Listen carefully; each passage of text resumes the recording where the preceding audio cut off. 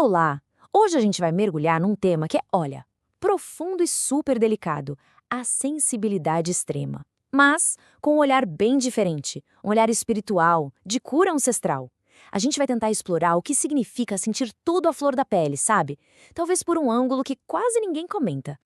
Então, para começar, eu queria deixar uma pergunta no ar.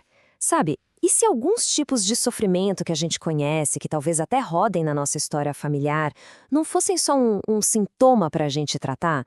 E se, na verdade, fosse um chamado, um convite mesmo para a gente olhar mais fundo para as nossas raízes, para a nossa própria jornada? E é exatamente essa a proposta aqui, uma jornada. Uma jornada para a gente tentar entender e principalmente dar voz àquelas experiências que, nossa, por tanto tempo foram silenciadas, né? Rotuladas ou simplesmente incompreendidas. É sobre a gente conseguir encontrar um sentido onde antes parecia que só existia dor ou confusão. Bom, a nossa exploração começa com uma ideia que eu acho fascinante, que redefine totalmente o que é ser uma pessoa sensível. Vamos lá para a nossa primeira parte, portais entre mundos. Olha só que interessante. A perspectiva ancestral traz um olhar completamente diferente. Ao invés de enxergar a sensibilidade extrema como uma falha, sabe, como um problema, algumas tradições viam isso como uma conexão poderosíssima. Pessoas com essa característica eram vistas como verdadeiros portais, como almas que, mesmo depois de encarnar, mantiveram um fiozinho, uma ligação bem fina com outras dimensões, mais sutis. E isso cria um contraste, nossa, muito forte. De um lado, a gente tem a visão da medicina moderna, que pode acabar rotulando isso de transtorno. Do outro, a sabedoria ancestral, que usa um termo bem diferente, descompasso vibracional. A ideia é a seguinte: a alma vibra numa frequência tão alta, tão sutil, que o corpo físico e a mente, que são mais densos, simplesmente não dão conta de acompanhar.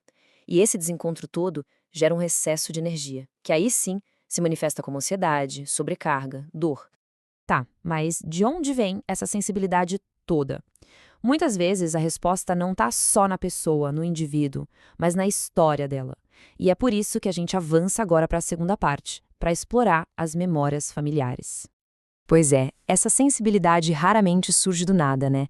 Ela pode estar ligada e muito profundamente a heranças emocionais que não foram resolvidas, que foram passadas de geração em geração, principalmente nas linhagens femininas.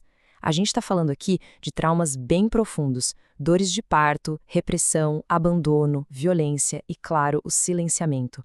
Aquela coisa de forçar mulheres a calarem suas vozes e seus desejos. E aqui a gente chega num ponto que é crucial. A ideia é de que às vezes uma pessoa nasce com uma missão mesmo sem saber, uma missão inconsciente, a de processar, de transmutar toda aquela energia emocional que ficou presa lá atrás nas gerações passadas. Imagina o peso disso, é um fardo imenso. E sem o suporte certo, sem compreensão, essa energia toda pode simplesmente explodir, virar um colapso, uma crise de ansiedade, uma confusão mental gigante.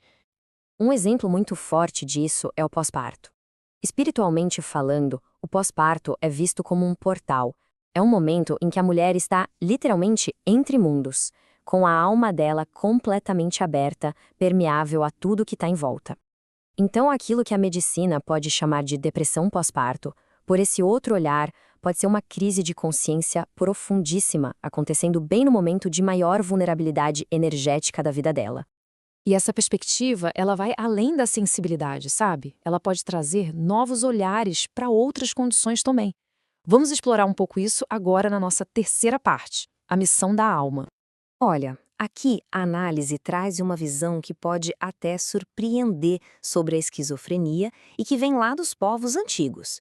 Eles não viam as pessoas com esses sintomas como doentes, mas sim como xamãs em potencial. A metáfora é muito forte. É como se o canal para outras dimensões estivesse totalmente aberto. Só que tem um problema. Esse canal está aberto sem filtro nenhum. Então, sem uma orientação, sem proteção, sem uma estrutura emocional para lidar com tudo que entra por ali, aquilo que poderia ser um dom acaba virando uma fonte de um sofrimento gigantesco. É a sensibilidade no estado mais bruto, mais desprotegido que existe. Da mesma forma, existe uma visão metafísica para o Alzheimer. É uma interpretação, assim, mais suave, que vê o processo como um desligamento gradual, bem gentil, entre a alma e o corpo. A ideia é que a alma, aos pouquinhos, vai soltando as amarras da identidade aqui da Terra, sabe? Como se estivesse se preparando para a jornada de voltar para casa. Então tá. Diante de toda essa compreensão, fica a grande pergunta, né? O que a gente faz com tudo isso? Como é que se age? E isso nos leva direto para a nossa última parte, que talvez seja mais importante: curando o legado. O ponto-chave é exatamente esse aqui. Quando a gente sente esse chamado para entender a história de quem veio antes, é um sinal de que a história deles ainda vive dentro da gente. E essa frase resume bem o poder que está nas nossas mãos. É a geração de agora que tem a chance, a capacidade de dar um novo sentido para toda a dor que foi vivida lá atrás. Ok, mas e na prática? Como isso funciona? A fonte que a gente pesquisou sugere 5 práticas que são simples, mas muito poderosas. A primeira, criar um espaço de memória, um altarzinho, um gesto de presença. A segunda, escrever uma carta espiritual, para botar para fora sentimentos que nunca foram ditos. A terceira, fazer uma meditação de reconexão, para se conectar com essa força ancestral. A quarta, cuidar do próprio canal, ou seja, cuidar da própria sensibilidade, com mais consciência, com amparo. E por último, a quinta, viver esse legado, transformando a dor em sabedoria no dia a dia. E dentro dessa prática de meditação, tem uma afirmação central, que é um mantra muito poderoso. É um jeito de honrar profundamente esse vínculo e, ao mesmo tempo, colocar um limite, que é essencial e saudável. Recebo apenas o amor, a força e a sabedoria. Deixo com vocês o que foi dor. Fazer essa distinção é crucial. É o que protege a gente de carregar um sofrimento que, no final das contas, não é nosso. Então, fica bem claro que o objetivo de todo esse processo não é ficar revivendo, repetindo o sofrimento, de jeito nenhum. É justamente o contrário.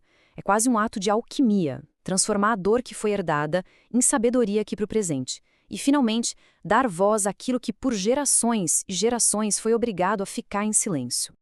E a gente termina essa nossa conversa com uma reflexão, uma pergunta para ficar ecoando. Quando a gente olha para tudo isso, para as dores, mas também para a força imensa de quem veio antes, a pergunta que fica é: qual história a nossa alma veio continuar? E talvez mais importante ainda, como é que a gente vai escolher escrever os próximos capítulos?